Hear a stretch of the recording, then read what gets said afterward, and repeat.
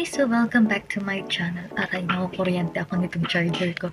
So, ayun guys, meron akong ipapakita sa inyong bagong product na discover ko sa TikTok shop. Matagal ko na siyang nakikita but hindi ko siya trinay kasi that time, hindi ko pa alam yung mga scent nung BBW, which is the Bath and Body Works. But, nung napunta ako ng MOA, pumunta kami sa isang shop or sa shop ng BBW and nagtry ako ng mga scent doon and oh my god, ang sobrang bango pala talaga nila. First time kong gumamit ng BBW.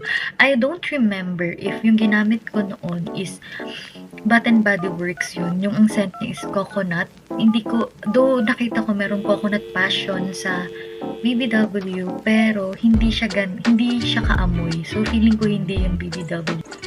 Since mahal nga yun guys, and nagtitipid ako, nakita ko yung TikTok shop na yun, which is this by